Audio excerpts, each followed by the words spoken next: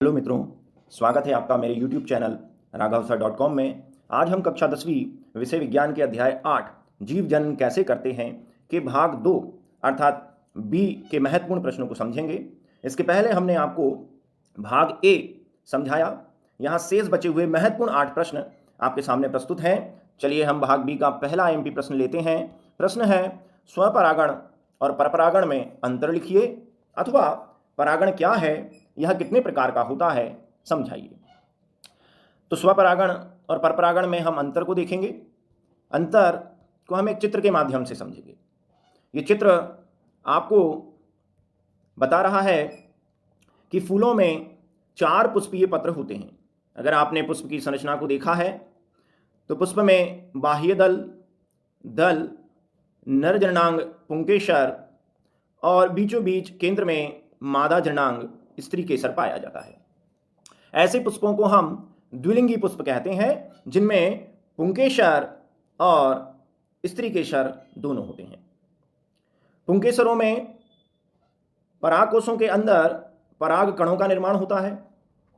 ये पराग कण पहुंचते हैं स्त्री केसर के वर्तिकाग्र पर और यही क्रिया कहलाती है परागण। तो हम परागण की परिभाषा आसानी से लिख सकते हैं। पराग कणों का नरजनांग पुंकेसर के पराग कोशों से निकलकर स्त्री केसर के वर्तिकाग्र पर पहुंचना परागण या पॉलिनेशन कहलाता है। अब हमें देखना है ये कितने प्रकार का होता है। तो परागण की क्रिया 2 प्रकार की होती है। यहां चित्र में देखिए, यहां 1 नंबर में जो आपको बताया जा रहा है, यहां पर परागकण पुंकेसर से निकलकर उसी पुष्प के जायांग पर जा रहे हैं। गौर से देखें, परागकण निकलकर उसी पुष्प के जायांग पर जा रहे हैं, तो यह क्रिया कहलाती है स्वपरागण। और अगर परागकण एक पुष्प के परागकोश से निकलें और उसी पौधे के दूसरे पुष्प के वर्तिकाग्र पर पहुंचें या उसी जाति के दूसरे पौधे के पुष्प के वर्तिकाग्र पर पहुंचें, तो यह क्रिया परपरागण कहलाती है। अर्थात पराग कणों का उसी पुष्प के जायांग पर पहुंचना स्वपरागण, जैसा नंबर 1 में दिखाया गया है, और पराग कणों का उसी पौधे के दूसरे पुष्प के वर्तिकाग्र पर या उसी जाति के दूसरे पौधे के पुष्प के वर्तिकाग्र पर पहुंचना परपरागण कहलाता है। तो 2 और 3 नंबर परपरागण को दिखा रहा है। तो हम एक एक करके यहां अंतरों को समझेंगे। पहला अंतर हमारे सामने है, पराग कणों का पराग कोश से उसी पुष्प के वर्तिकाग्र पर पहुंचना स्वपरागण, जबकि दूसरे पुष्प के वर्तिकाग्र पर पहुंचना परपरागण कहलाता है। तो स्वपरागण के अंतर हमारे सामने हैं। स्वपरागण की विशेषताएं हम एक एक करके लिखेंगे साथ, और परपरागण में हमें उसका विपरीत लिखना है। हम दोनों यहां समझा रहे हैं। चलिए आगे देखते हैं। स्वपरागण के लिए पुष्प का द्विलिंगी होना अनिवार्य है। स्वपरागण की क्रिया कब हो पाएगी? जब पुष्प द्विलिंगी होगा, अर्थात उस फूल में नर जननांग पुंकेसर और मादा जननांग स्त्री केसर दोनों होंगे, तभी स्वपरागण हो पाएगा, तभी परागकण उसी पुष्प के वर्तिकाग्र पर पहुंच पाएंगे। अगर पुष्प एकलिंगी हुआ तो किसी भी हालत में स्वपरागण नहीं हो पाएगा। तो स्वपरागण के लिए सबसे पहली और महत्वपूर्ण शर्त है कि पुष्प द्विलिंगी होना चाहिए, जबकि परपरागण की क्रिया द्विलिंगी और एकलिंगी दोनों प्रकार के पुष्पों में हो सकती है।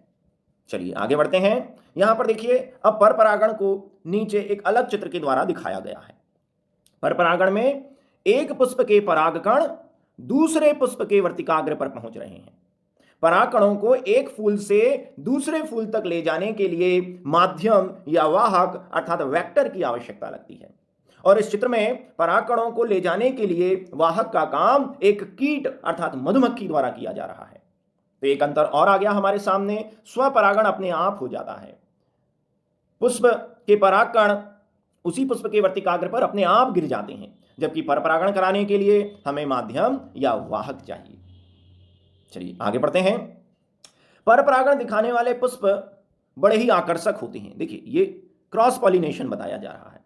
तो परपरागण दिखाने वाले जो पुष्प होते हैं वो बहुत आकर्षक होते हैं। आकर्षक अर्थात बड़े, ताकि कीट पतंगे उनको दूर से देख सकें, उनके ऊपर कीट पतंगे बैठ सकें। रंगीन, गंधयुक्त, मकरंद युक्त, ताकि कीट पतंगे उनकी ओर आकर्षित हों। तो पर परागण दिखाने वाले जो पुष्प होते हैं वो बड़े और आकर्षक होते हैं, जबकि स्वपरागण दिखाने वाले पुष्प को माध्यम की आवश्यकता ही नहीं पड़ती, उन्हें कीट पतंगों को आकर्षित करना ही नहीं पड़ता। इसलिए स्वपरागण दिखाने वाले पुष्प अनाकर्षक होते हैं। अनाकर्षक यानी छोटे होंगे। रंग, गंध, मकरंद ये कुछ भी उन फूलों में नहीं होता, अर्थात वो रंगहीन, गंधहीन और मकरंदहीन होते हैं। चलिए आगे बढ़ते हैं। स्वपरागण के लिए बहुत कम परागकण चाहिए। देखिए ऊपर वाले गोले में हम स्वपरागण को दिखा रहे हैं। स्वपरागण में बहुत कम परागकणों की आवश्यकता पड़ती है, क्योंकि उन्हें उसी पुष्प के वर्तिकाग्र पर पहुंचना है। जबकि पर परागण के लिए बहुत अधिक संख्या में परागकण चाहिए, क्योंकि ये परागकण हवा, पानी, कीट पतंगे, पक्षी और जंतुओं के माध्यम से दूसरे पुष्प तक पहुंचते हैं। तो बीच में रास्ते में बहुत सारे परागकण नष्ट हो जाते हैं। तो पर परागण के लिए हमें बहुत अधिक परागकणों की आवश्यकता पड़ती है, जबकि स्वपरागण के लिए बहुत कम परागकण चाहिए। इसी के साथ साथ और भी कई अंतर हैं, करीबन 7 अंतर हम आपको बता रहे हैं। अगला अंतर हमारे सामने है, स्वपरागण के लिए में पौधों की शुद्धता बनी रहती है। जब स्वपरागण होता है तो अगला स्वपरागण के बाद जब निषेचन होगा और निषेचन से फल, और फल में जब बीज बनेगा तो उस बीज से उत्पन्न होने वाले पौधे अपने पुराने या जनक पौधे के समान होते हैं। अर्थात स्वपरागण के द्वारा बनने वाले नए पौधे पुराने पौधे के समान होते हैं, अर्थात शुद्धता बनी रहती है, उनमें कोई भी नया लक्षण या विभिन्नताएं नहीं आती। जबकि परपरागण की क्रिया में परागकण दूसरे फूल पर जा रहे हैं, अर्थात जब परपरागण से जब नया पौधा बनेगा तो उसमें नए और भिन्न लक्षण देखने को मिलेंगे, और शुद्धता, पुराने पौधे के जो गुण हैं, पुराने पौधे की शुद्धता धीरे धीरे कम हो जाएगी। स्वपरागण में चूंकि शुद्धता बनी रहती है, नए लक्षण नहीं आते, इसलिए स्वपरागण में जैव विकास की संभावना नहीं होती। जबकि परपरागण में नए लक्षण आते हैं, नई जातियों के बनने की संभावना, अर्थात जैव विकास की संभावना बनी रहती है। तो अगर आपसे स्वपरागण की विशेषताएं पूछी जाएं तो ये 7 बिंदुओं को एक साथ लिख देना, और अगर परपरागण की विशेषताएं पूछी जाएं तो ये 7 बिंदु आप एक साथ लिख दीजिएगा। अंतर अगर आते हैं तो इन्हीं बिंदुओं को एक दूसरे के विपरीत आमने सामने लिख दीजिएगा। परपरागण में परागकण दूसरे पुष्प के वर्तिकाग्र पर जाएगा। इसके लिए पौधों का द्विलिंगी होना जरूरी नहीं है, यह क्रिया एकलिंगी फूल में भी होती है। इसके लिए माध्यम या वाहक चाहिए, जो हवा, पानी, कीट पतंगे, पक्षी, मनुष्य, जानवर कुछ भी हो सकते हैं। चूंकि इन्हें माध्यम चाहिए कीटों को आकर्षित करने के लिए, इनके फूल बड़े ही, परपरागण दिखाने वाले फूल बड़े आकर्षक होते हैं। परपरागण में अधिक परागकणों की आवश्यकता लगती है। इसमें नए लक्षण आते हैं पौधों में, अर्थात शुद्धता धीरे धीरे समाप्त हो जाती है। क्योंकि नए लक्षण आते हैं, विभिन्नताएं आती हैं, अर्थात परपरागण से जैव विकास की संभावना बनी रहती है। तो हमारे सामने परिभाषा भी है परागण की, और उसके 2 प्रकार और उनमें अंतर है। चलिए हम शुरुआत करते हैं हमारे दूसरे प्रश्न पर। परागण एवं निषेचन में क्या अंतर है? परागण की क्रिया निषेचन से किस प्रकार भिन्न है? निषेचन किसे कहते हैं? निषेचन के बाद पुष्प में क्या क्या परिवर्तन होते हैं? अर्थात हमें यहां पर परागण और निषेचन के बीच अंतर बताना है। चलिए शुरुआत करते हैं चित्र के माध्यम से। इस चित्र को गौर से देखें। यहां पर परागण और निषेचन दोनों क्रियाएं दिखाई गई हैं। परागण, पराग कणों का परागकोश से वर्तिकाग्र पर पहुंचना परागण कहलाता है, जबकि नर और मादा युग्मकों का आपस में मिलना, संलयन करना निषेचन कहलाता है। यह हमारा पहला अंतर है। परागण की क्रिया बाहर होती है। देखिए परागण की क्रिया फूल के बाहर हो रही है, जबकि निषेचन की क्रिया बीजांड के अंदर, अर्थात गुरु बीजाणुधानी के अंदर होती है। परागण पहला चरण है प्रजनन की क्रिया का, जबकि निषेचन पुष्प में लैंगिक प्रजनन की क्रिया का दूसरा चरण है, जो परागण के बाद होता है। अर्थात परागण निषेचन के पहले होता है और निषेचन की क्रिया हमेशा परागण के बाद होती है। तो इन्हीं बातों को हमें अंतर में लिखना है। परागण के बाद फूल में कोई परिवर्तन नहीं आता, परागकण पहुंच गए वर्तिकाग्र पर, फूल में कोई नया परिवर्तन आपको देखने को नहीं मिलेगा। लेकिन निषेचन की क्रिया के बाद अर्थात नर और मादा युग्मकों के मिलने के बाद फूल में परिवर्तन हो जाता है। ये देखिए बीजांड आगे चलकर बीज में, और ये जो फूल है और खासकर स्त्री केशर का जो अंडाशय है वो भोजन संग्रहित कर फल में बदल जाता है। तो परागण के बाद फूल में कोई परिवर्तन नहीं हो रहा है, लेकिन निषेचन के बाद फूल फल में बदल रहा है। तो इस प्रकार आप आसानी से परागण और निषेचन के अंतर को बता सकते हैं। चलिए हम देखते हैं अंतरों को चित्र के माध्यम से ही। परागण परागकणों का चित्र में दिख रहा है, पराग कोश से वर्तिकाग्र पर पहुंचना, जबकि निषेचन क्या है? नर एवं मादा युग्मकों का संलयन निषेचन कहलाता है। परागण जनन क्रिया का पुष्प में लैंगिक प्रजनन होता है, तो परागण जनन क्रिया का पहला चरण है, जबकि निषेचन परागण क्रिया का दूसरा चरण है। परागण के लिए माध्यम की आवश्यकता पड़ती है। परागकण वर्तिकाग्र पर हवा, पानी या कीट पतंगों के द्वारा पहुंचते हैं, जबकि निषेचन की क्रिया के लिए कोई माध्यम की आवश्यकता नहीं पड़ती।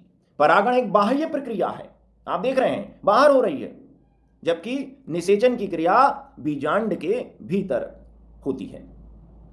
परागण के लिए पहले से कोई क्रिया नहीं होती, यानी परागण से पूर्व में किसी क्रिया की आवश्यकता नहीं होती, लेकिन निषेचन के पूर्व परागण का होना आवश्यक है। इसे आप ऐसे भी लिख सकते हैं कि परागण निषेचन के पहले होता है, जबकि निषेचन परागण के बाद होता है। तो परागण के लिए पहले किसी क्रिया का होना जरूरी नहीं है, लेकिन निषेचन के लिए पहले परागण का होना जरूरी है। परागण होगा तभी आगे निषेचन की क्रिया होगी।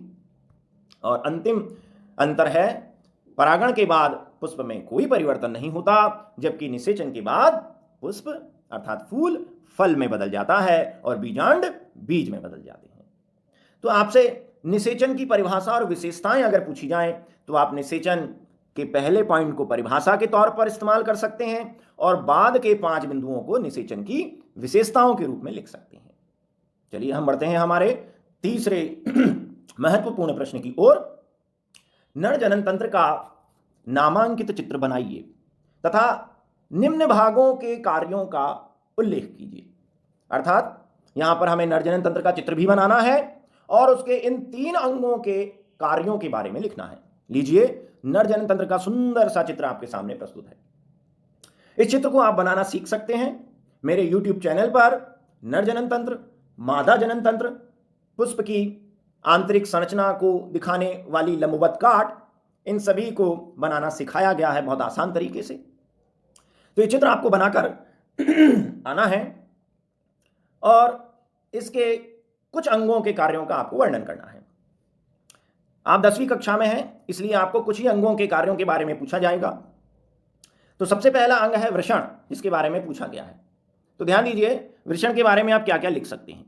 वृषण नर जनन तंत्र का सबसे मुख्य या प्रमुख अंग है, और बाकी अंग जो आपको दिखाई दे रहे हैं, वृषण को हटा दो तो बाकी जो नर जनन तंत्र के अंग दिखाई दे रहे हैं उन्हें सहायक अंग कहते हैं, जबकि वृषण नर जनन तंत्र का मुख्य अंग कहलाता है। ये मुख्य अंग क्यों है, ये आपको अभी पता चलेगा।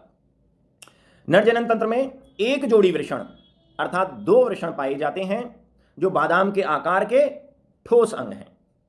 ये हमारे शरीर के अंदर अर्थात उदर गुहा में स्थित ना होकर, ये देखिए उदर गुहा से बाहर दोनों टांगों के मध्य एक थैली में स्थित होते हैं, जिसे हम वृषण कोश कहते हैं। तो एक प्रश्न आता है कि जो वृषण हैं वो उदर गुहा में स्थित नहीं होते क्यों, या वृषण उदर गुहा से बाहर वृषण कोश में क्यों पाए जाते हैं।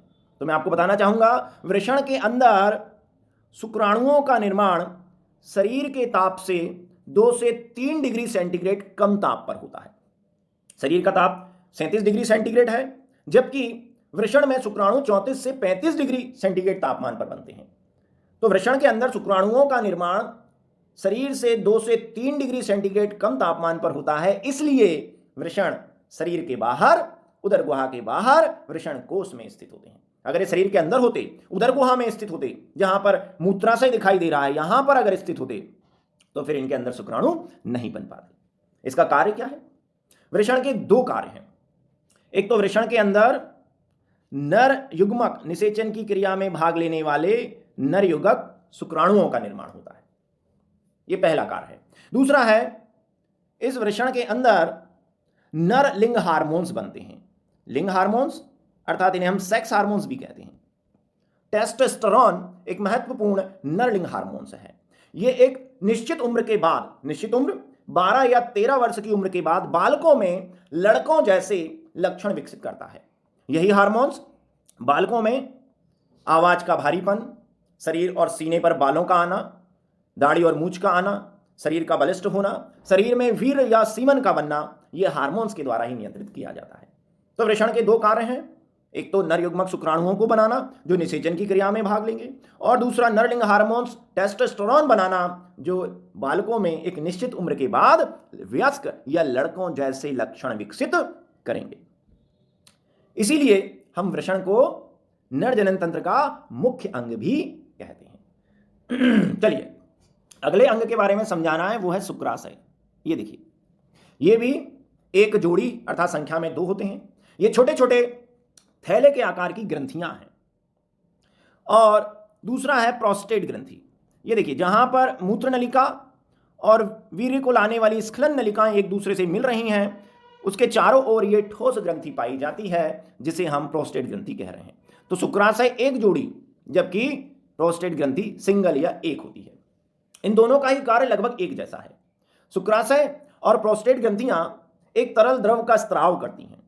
तरल द्रव जो वृषण से आ रहे शुक्राणुओं के साथ मिलकर वीर्य या सीमन बनाता है। अर्थात शुक्राशय और प्रोस्टेट ग्रंथियों से स्त्रावित होने वाले पदार्थ वीर्य या सीमन का अधिकांश भाग बनाते हैं। वीर्य जो स्खलन की प्रक्रिया में नर जनन तंत्र से बाहर निकलता है, उसको उसके तरल माध्यम का निर्माण करते हैं। साथ ही साथ यह इनका जो तरल स्त्राव है वो शुक्राणुओं को पोषण देता है और शुक्राणुओं को गति करने के लिए माध्यम प्रदान करता है। शुक्राणु अपनी पूंछ के माध्यम से इसी तरल माध्यम में तैरकर आगे बढ़ते हैं। तो शुक्राशय और प्रोस्टेट ग्रंथि का एक ही कार्य है, तरल स्त्रावित करना जो वीर्य का अधिकांश तरल भाग बनाएगा, जो शुक्राणुओं को पोषण देने के साथ साथ शुक्राणुओं को तैरने के लिए माध्यम प्रदान करेगा। तो हमने नर जनन तंत्र का नामांकित चित्र देखा और इसके महत्वपूर्ण 3 अंगों के कार्य देखे। चलिए चौथा प्रश्न है हमारे सामने। मादा जनन तंत्र का नामांकित चित्र बनाते हुए निम्न भागों के कार्यों का उल्लेख कीजिए। तो यहां पर भी ये लीजिए, मादा जनन तंत्र का चित्र आ गया है। यह चित्र अक्सर परीक्षाओं में बनाने को आता है। जब भी आप चित्र बनाएं कक्षा 10वीं के विद्यार्थियों के लिए, उन्हें मादा जनन तंत्र के जो बाह्य अंग हैं, जिन्हें हम भग या वुल्वा भी कहते हैं, इन्हें आपको नहीं बनाना है। केवल ऊपरी अंगों को, प्रजनन तंत्र को ही बनाना है। तो मादा जनन तंत्र का नामांकित चित्र बना दिया। अब हमें उसके 3 महत्वपूर्ण अंगों के बारे में लिखना है। सबसे पहले हम जा रहे हैं अंडाशय पे। अंडाशय, अंडाशय मादा जनन तंत्र का मुख्य अंग है और बाकी जो अंग हैं वे सहायक अंग हैं। ये मुख्य अंग क्यों है? क्योंकि अंडाशय के अंदर अंडाणुओं का निर्माण होता है। अंडाणु यह एक मादा युग्मक है जो निषेचन की क्रिया में भाग लेगा। इसे हम एग भी कहते हैं। तो चूंकि अंडाशय के अंदर मादा युग्मक अंडाणु बनते हैं, इसलिए इसे मादा जनन तंत्र का मुख्य अंग कहा गया है। इसके अलावा अंडाशय के अंदर मादा लिंग हार्मोन्स का निर्माण होता है। मादा लिंग हार्मोन्स अर्थात फीमेल सेक्स हार्मोन्स, और वे हार्मोन्स हैं एस्ट्रोजन, प्रोजेस्टेरोन और रिलैक्सिन। ये हार्मोन्स मादाओं में या बालिकाओं में एक निश्चित उम्र के बाद, 10 से 11 साल की उम्र के बाद, बालिकाओं में महिलाओं जैसे लक्षणों को विकसित करते हैं। अर्थात बालिकाओं को परिपक्व अवस्था में बदलने का कार्य करते हैं। इन्हीं हार्मोन्स के प्रभाव से बालिकाओं की आवाज का पतली हो जाना, उनमें स्तनों का विकास होना, उनके नितंब का आकार बढ़ जाना, शरीर में विशेष स्थान पर वसा का जमाव आ जाना, मासिक धर्म की शुरुआत हो जाना, जननांगों पर बालों का आना इत्यादि लक्षण इन्हीं हार्मोन्स के प्रभाव से बालिकाओं में विकसित होते हैं। इसलिए ये हार्मोन्स शरीर के लिए बहुत जरूरी हैं। साथ ही साथ ये हार्मोन्स बाद में उस महिला के गर्भधारण तथा गर्भ में पल रहे शिशु के विकास और प्रसव की क्रिया पर भी नियंत्रण रखते हैं। तो अंडाशय एक जोड़ी हैं, बादाम के आकार के हैं, उदर गुहा में स्थित हैं इनके अंदर मादा युग्मक अंडाणु बनता है। इनके द्वारा मादा लिंग हार्मोन्स स्त्रावित किए जाते हैं, जो मादाओं में द्वितीयक लैंगिक लक्षणों को विकसित करने के साथ साथ मासिक धर्म, निषेचन तथा भ्रूणीय विकास व प्रसव की क्रिया को भी नियंत्रित करते हैं। चलिए, अंडाशय का कार्य हुआ। अब हम आते हैं अंडवाहिनी पर। ये देखिए, ये भी एक जोड़ी है, अर्थात संख्या में 2। इनका एक सिरा गर्भाशय से जुड़ा हुआ रहता है, जबकि दूसरा सिरा स्वतंत्र या मुक्त होता है। और इस स्वतंत्र या मुक्त सिरे पर देखिए कीपनुमा संरचना पाई जाती है, जिसे हम फिम्बरी कहते हैं। क्या काम है इस अंडवाहिनी का? अंडाशय से होने वाले अंडोत्सर्ग से अंडाणु अंडाशय से बाहर आ जाता है। अंडाशयों से मासिक धर्म के 14वें दिन अंडोत्सर्ग या ओव्यूलेशन होता है और अंडाणु बाहर आ जाता है। तो देखिए, अंडाणु अंडाशय से बाहर आ गया। उसके बाद यही अंडवाहिनी इस अंडाणु को अपने अंदर ग्रहण कर लेती है। तो अंडवाहिनी का पहला काम है अंडोत्सर्ग के बाद अंडाणु या एग को अपने अंदर लेना। दूसरा, आप शायद पहले से जानते हो, इस अंडवाहिनी में ही ऊपरी हिस्से पर निषेचन की क्रिया होती है। निषेचन अर्थात शुक्राणु और अंडाणुओं के मिलने की क्रिया भी अंडवाहिनी के अंदर ही होती है, अर्थात ये निषेचन के लिए स्थान प्रदान करती है। इसलिए हम अंडवाहिनी को निषेचन नलिका भी कहते हैं। तो अंडवाहिनी के 2 कार्य हो गए, एक तो अंडोत्सर्ग के बाद अंडाणु को ग्रहण करना और फिर निषेचन की क्रिया संपन्न कराना। अब हम आ जाते हैं गर्भाशय पे। ये देखिए, बीच में जो नाशपाती के आकार की थैलेनुमा संरचना आपको दिखाई दे रही है, ये है गर्भाशय। एक सिंगल होता है ये, और इसकी दीवार बहुत ही मोटी और मस्कुलर अर्थात पेशीय होती है। एक क्या काम करता है? अगर अंडाणु का निषेचन हो जाए तो यह उस निषेचित अंडाणु या भ्रूण को ग्रहण करता है। ये गर्भाशय के अंदर ही भ्रूणीय विकास की क्रिया होती है, अर्थात भ्रूण शिशु में बदलता है। ये गर्भाशय की दीवार से भ्रूण प्लेसेंटा द्वारा जुड़ा हुआ रहता है, तो गर्भाशय के द्वारा भ्रूण को या शिशु को पोषण मिलता है। साथ ही साथ 9 महीने पूरे हो जाने के बाद यह गर्भाशय सिकुड़ता है और इसकी सिकुड़ने से प्रसव पीड़ा उत्पन्न होती है और बच्चा जन्म लेता है। तो गर्भाशय कितना महत्वपूर्ण है? ये निषेचित अंड को ग्रहण कर रहा है, ये भ्रूणीय विकास को नियंत्रित कर रहा है, ये विकसित हो रहे भ्रूण को पोषण दे रहा है तथा प्रसव पैदा कर शिशु जन्म में भी मदद कर रहा है। तो ये तीनों अंगों के महत्वपूर्ण कार्य आपको लिखना है, जो यहां पर समझाए गए हैं। चलिए, 5वां प्रश्न हमारे सामने आ गया है। प्रश्न है, मां के शरीर में गर्भस्थ भ्रूण को पोषण किस प्रकार प्राप्त होता है, या प्लेसेंटा या अपरा की संरचना तथा कार्यों का उल्लेख कीजिए। तो अभी हमने देखा कि गर्भाशय के अंदर भ्रूण का शिशु में परिवर्तन होता है और इस पूरी प्रक्रिया में 9 महीने लग जाते हैं। तब तक उस विकसित हो रहे भ्रूण को पोषण कैसे मिलेगा? तो गर्भाशय के अंदर विकसित हो रहे भ्रूण को पोषण देने वाली संरचना ही अपरा या प्लेसेंटा कहलाती है। ये एक डिस्कनुमा संरचना है। ये देखिए, एक डिस्कनुमा संरचना है जो गर्भाशय की आंतरिक दीवार और शिशु के मध्य स्थित होती है। ये प्लेसेंटा है, ये गर्भाशय की दीवार में पाया जाता है, एक डिस्कनुमा संरचना है। और इसका दूसरा सिरा एक लंबी नलिका, जिसे हम नाभिनाल कहते हैं, उसके माध्यम से शिशु की नाभि से जुड़ा रहता है। इसी के माध्यम से शिशु को पोषण मिलता है। तो वास्तव में अपरा या प्लेसेंटा शिशु को पोषण देने वाली एक विशेष संरचना है। यह एक डिस्कनुमा संरचना है जो गर्भाशय की आंतरिक दीवार में स्थित होती है और इसी से नाभिनाल द्वारा शिशु जुड़ा हुआ रहता है। अब आप इसके कार्यों को देखिए, यहां गौर से देखें। यह चित्र, दूसरा चित्र दिखा रहा है। इस प्लेसेंटा में ये देखिए रुधिर नलिकाओं का घना जाल है, कितनी सारी धमनियां और सिराएं इसमें हैं।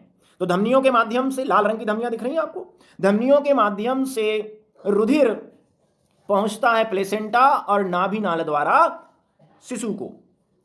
यह शुद्ध रुधिर शिशु तक पहुंचता है और शिशु को ऑक्सीजन और पोषक पदार्थ पहुंचाता है।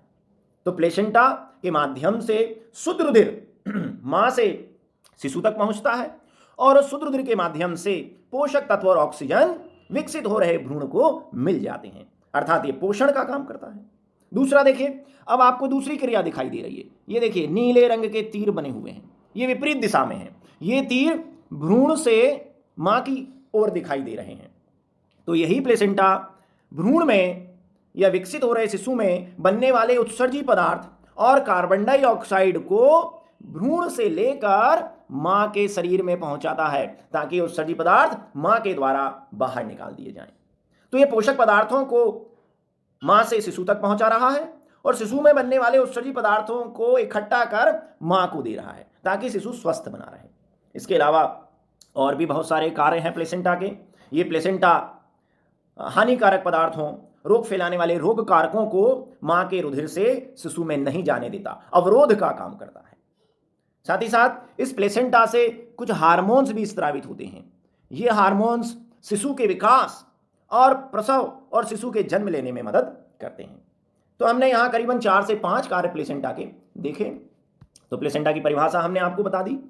मां के शरीर से गर्भस्थ भ्रूण एक विशेष संरचना द्वारा जुड़ा होता है जिसे प्लेसेंटा कहते हैं। एक तस्तरी नुमा संरचना है जो गर्भाशय की भित्ति में धंसी रहती है और इसमें रुधिर नलिकाओं का जाल होता है जो आपको दिख रहा है।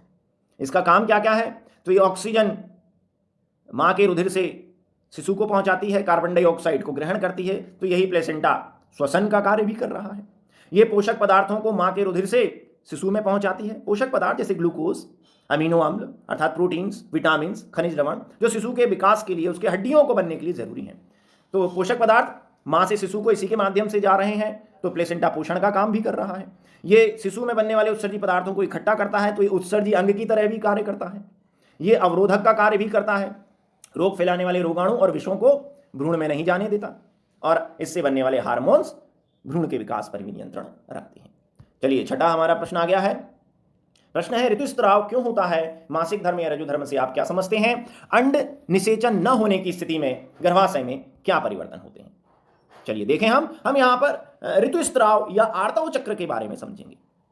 महिलाओं में एक निश्चित उम्र के बाद, लगभग 12 वर्ष की उम्र के बाद, महिलाओं में अंड जनन की प्रक्रिया शुरू हो जाती है। अर्थात महिलाओं के अंदर मादा युग्मक अंडाणु या एग बनने लगते हैं। यह पूरी प्रक्रिया एक चक्र के माध्यम से नियंत्रित होती है। उसी चक्र को हम आर्तव चक्र कहते हैं। और चूंकि यह चक्र, गौर से देखें, लगभग 1 महीने का होता है।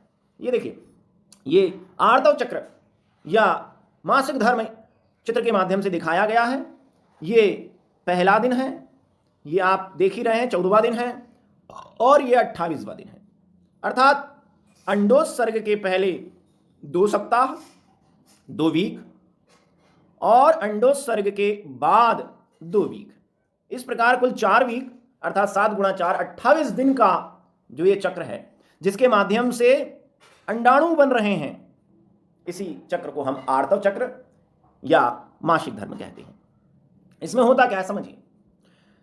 दोनों अंडाशयों में बारी बारी से यह चक्र चलता है। एक बार अगर दाहिने अंडाशय में यह चक्र चला है तो अगली बार ये बाएं अंडाशय में चलेगा। अर्थात दोनों अंडाशयों में एक एक करके यह चक्र चलते हैं और दोनों अंडाशयों में बारी बारी से अंडाणु बनते हैं। तो इसमें से किसी एक अंडाशय में मासिक धर्म शुरू हुआ, पहले दिन से शुरुआत हुई और देखिए 14वें दिन में जाकर इस अंडाशय से बाहर अंडाणु आ जाता है। अंडाशय से अंडाणु के मोचन की क्रिया या बाहर निकलने की क्रिया अंडोत्सर्ग या ओव्यूलेशन कहलाती है। ये मेंसेस साइकिल के बिल्कुल बीच वाले दिन 14वें दिन होती है। अंडाणु बाहर आ गया, उसके बाद अंडाणु कहाँ जाएगा? फिर ये अंडाणु अंडवाहिनी के अंदर पहुंच जाता है और निषेचन के लिए शुक्राणुओं का इंतजार करता है। अगर इस बीच मादा के शरीर में वीर्य पहुंचा है, अर्थात उस मादा ने किसी पुरुष के साथ संभोग किया है और अगर वीर्य मादा के जननांगों में गया है तो शुक्राणु इस अंडाणु का निषेचन कर देंगे और अंडाणु के निषेचन के बाद बनेगी पहली द्विगुणित कोशिका जिसे हम युग्मनस कहते हैं। तो जैसे ही अंडोत्सर्ग हुआ और अंडोत्सर्ग के बाद अगर अंडाणु निषेचित हो गया तो यह गर्भाशय और गर्भाशय की आंतरिक दीवार जिसे हम एंडोमेट्रियम कहते हैं, ये उस निषेचित अंडाणु या उस विकसित हो रहे भ्रूण को ग्रहण करने के लिए अपने आप को तैयार करती है। ये देखिए, यहां गर्भाशय की दीवार में आपको लाल रंग बढ़ता हुआ दिखाई दे रहा है। गर्भाशय की आंतरिक दीवार मोटी हो जाती है, उसमें रुधिर की मात्रा बढ़ जाती है, आंतरिक एंडोमेट्रियम का स्तर मोटा हो जाता है। क्यों हो जाता है? ताकि यह निषेचित अंडाणु को प्रत्यारोपित कर सके, अपने अंदर धारण कर सके, उसे प्लेसेंटा से जोड़ सके और फिर मासिक धर्म की क्रिया बंद हो जाती है। लेकिन कल्पना करिए कि अगर अंडाणु का निषेचन नहीं हुआ, ये वीर्य नहीं गया मादा जननांगों में और अंडाणु के निषेचन की क्रिया नहीं हुई, ये वीर्य भी नहीं गया और ये निषेचन भी नहीं हुआ और ये युग्मनज भी नहीं बना, तो क्या होगा? तो ध्यान दें, तब अगर निषेचन की क्रिया ना हो तो ये बिना निषेचन वाला अंडाणु अंडवाहिनी में जाएगा, कुछ दिन रुकेगा, 3 से 5 दिन ये अंडवाहिनी में रुकता है, शुक्राणु का इंतजार करता है। शुक्राणु नहीं आए तो यह मर जाता है और मरा हुआ अंडाणु फिर पहुंचता है गर्भाशय के अंदर। अब चूंकि अंडाणु का निषेचन नहीं हुआ है तो गर्भाशय की इस आंतरिक भित्ति का उद्देश्य खत्म हो गया। इसका उद्देश्य था निषेचित अंडाणु को ग्रहण करना, भ्रूण को ग्रहण करना। लेकिन जब अंडाणु का निषेचन ही नहीं हुआ तो इस गर्भाशय की आंतरिक भित्ति का कोई काम नहीं रहा। तो ये गर्भाशय की जो आंतरिक भित्ति है ये टूट जाती है और मृत कोशिकाएं, रक्त और अनिषेचित अंडाणु या मरा हुआ अंडाणु योनि मार्ग से बाहर निकाल दिया जाता है। तो इस मासिक धर्म के अंतिम चरण में रक्त स्त्राव होता है, इसलिए इसे हम ऋतुस्त्राव या रजोधर्म भी कहते हैं। तो यहां पर चित्र के माध्यम से हमने आपको बताया कि कैसे एक निश्चित उम्र के बाद मादा जनन तंत्र में अर्थात अंडाशय में और गर्भाशय में एक चक्र चलता है जो अंडाणु बनाने के साथ साथ गर्भधारण का भी काम करेगा। इसी चक्र को हम मासिक धर्म या आर्तव चक्र भी कहते हैं। 14वें दिन अंडोत्सर्ग होने के बाद अगर अंडाणु का निषेचन हो जाए तो अंडाणु के निषेचन, अंडाणु बनने के साथ साथ गर्भाशय भी निषेचित अंडाणु को ग्रहण करने की तैयारी करता है हर बार। और अगर अंडाणु का निषेचन ना हो तो ये तैयारी बेकार जाती है और ये सारी चीजें, मरा हुआ अंडाणु, रक्त, मरी कोशिकाएं शरीर से बाहर निकाल दी जाती हैं रक्तस्राव के द्वारा। ये रक्तस्राव 1 से 6 दिन चलता है, इसलिए इसे हम ऋतुस्राव या रजोधर्म कहते हैं। तो ये लगातार ये क्रिया चल रही है लगभग 1 महीने या 28 दिन, और इसका एक ही काम है, अंडाणु बनाना, गर्भाशय को निषेचित अंडाणु के लिए तैयार करना। अगर निषेचन नहीं हुआ है तो सभी चीजों को रक्त के माध्यम से बाहर निकाल देना। हर बार ये क्रिया दोहराई जाती है तब तक जब तक कि मेनापोज नहीं हो जाता, रजोनिवृत्ति नहीं हो जाती, तब तक ये क्रिया लगातार चलती है। चलिए अब आप आसानी से इसके उत्तर को समझ सकते हैं जो यहां पर बहुत ही सरल भाषा में लिखा हुआ है। चलिए अगला प्रश्न आ गया हमारे सामने। गर्भ निरोध की 3 विधियों का वर्णन कीजिए। गर्भधारण को रोकने के लिए किन्हीं 3 तकनीकों के बारे में बताइए। तो आपने पेपर में, टीवी में, एडवर्टाइज के माध्यम से बहुत सुना है गर्भ निरोधक साधन। तो गर्भ निरोध की युक्तियां या उपकरणों को हम जन्म नियंत्रण या बर्थ कंट्रोल युक्तियां भी कहते हैं, क्योंकि ये अनचाहे गर्भ से महिला को बचाती हैं। बाजारों में ऐसे कई उपकरण हैं जिनका उपयोग अगर किया जाए तो मादा में अंडाणु का निषेचन नहीं होता, मादा गर्भधारण नहीं कर पाती।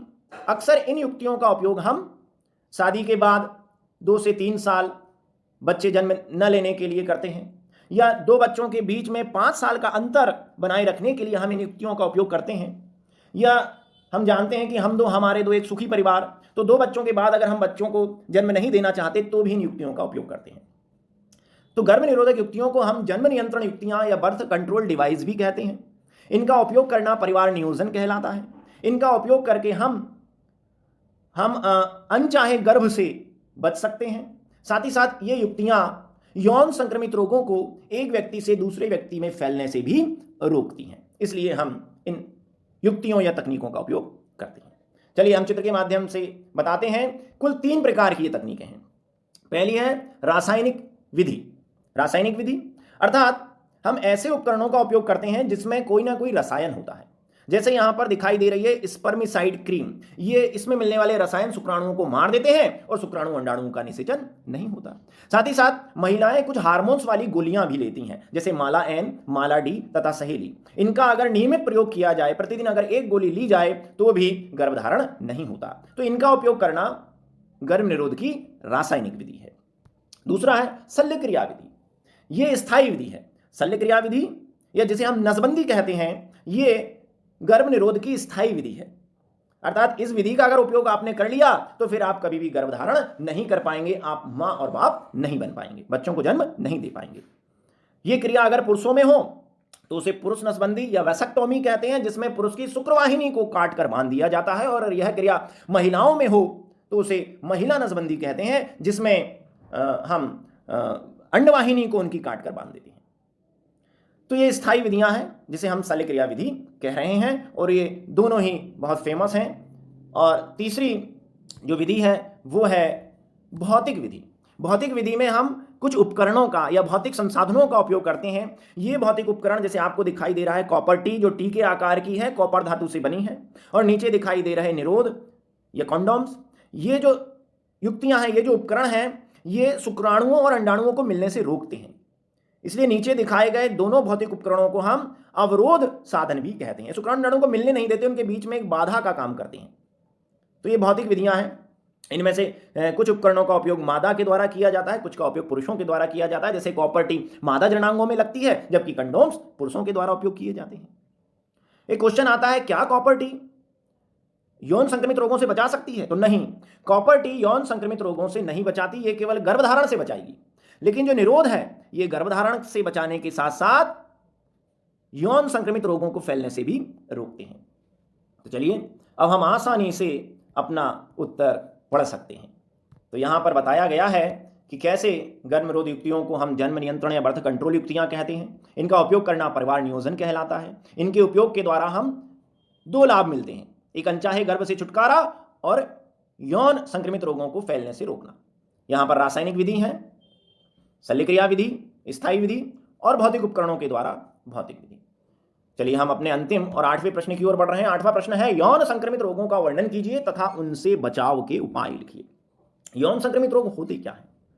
ऐसे रोग जो सामान्यतः जनन क्रिया के द्वारा फैलते हैं, या मैं इसको और अच्छे से बोलूं तो संभोग या मैथुन या शारीरिक संबंध या सेक्स की क्रिया के द्वारा जो रोग एक व्यक्ति से दूसरे व्यक्ति में फैलते हैं, उन्हें हम यौन संक्रमित रोग कहते हैं।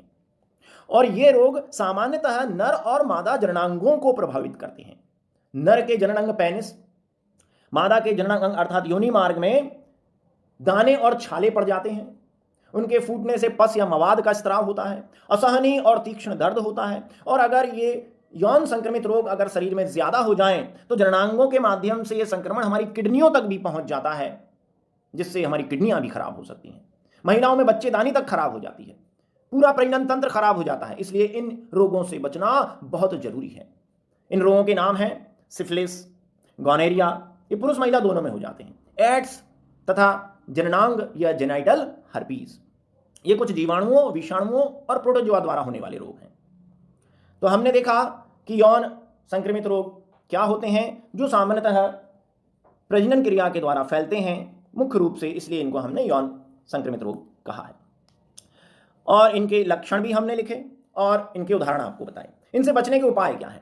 तो सबसे पहले तो यही है कि ये मैथुन क्रिया के द्वारा फैलते हैं, तो हमें मैथुन या प्रजनन की क्रिया को सुरक्षित रखना है। कैसे सुरक्षित रखना है? तो पहली बात तो आप असुरक्षित यौन संबंध ना बनाएं, अर्थात एक से अधिक व्यक्तियों के साथ यौन संबंध ना बनाएं, वैश्यालयों पर ना जाएं। इसके अलावा यौन संबंध बनाते वक्त आप निरोध या कंडोम्स का प्रयोग करें, जो यौन संक्रमित रोगों को फैलने से रोकता है। अगर यौन संक्रमित रोग आपको हो गया है तो आप उसका प्रॉपर उपचार कराएं, निदान कराएं। साथ ही साथ अपने जननांगों की साफ सफाई रखें, उन्हें स्वच्छ रखें, तो आप खुद भी इन रोग से बच सकते हैं और दूसरों में फैलने से भी इन्हें रोक सकते हैं। इसके अलावा इस रोग का संक्रमण गर्भवती महिला से उसके बच्चे में भी हो जाता है, इसलिए ऐसी महिलाएं जो यौन रोगों से पीड़ित हैं उन्हें गर्भधारण करने से रोका जाए। इसके अलावा ये संक्रमण संक्रमित सुइयों के माध्यम से भी फैलता है। जो लोग नशीले पदार्थों का सेवन करते हैं वो एक ही सुई द्वारा नशीला पदार्थ एक दूसरों को लगाते हैं, तो ऐसी संक्रमित सुइयों का प्रयोग नहीं करना चाहिए। साथ ही साथ रक्त आदान और अंग आदान करते वक्त, यानी रक्त देते लेते वक्त या अंगों का आदान प्रदान करते वक्त भी हमें ध्यान रखना चाहिए कि हम जिससे रक्त या अंग ले रहे हैं वह पहले से किसी यौन संक्रमित रोग से ग्रसित ना हो। अगर इन सावधानियों का उपयोग करेंगे तो हम इन यौन संक्रमित रोगों को फैलने से रोक सकते हैं। बाकी जो रोग हैं उनका उपचार है, लेकिन आज भी HIV द्वारा फैलने वाले एड्स का कोई उपचार नहीं है, इसलिए सावधानी रखें, क्योंकि सावधानी ही एड्स का उपचार है। तो हमने यहाँ पर देखा यौन संक्रमित रोग क्या हैं, किन्हें कहते हैं, वो कौन कौन से हैं, उन रोगों के लक्षण और उनको फैलने से कैसे रोका जा सकता है। उम्मीद है विद्यार्थियों आपको यह वीडियो बहुत पसंद आया होगा। इसे अपने अन्य मित्रों को शेयर करें, चैनल को सब्सक्राइब करें और भी बहुत सारी वीडियो देखें। बहुत बहुत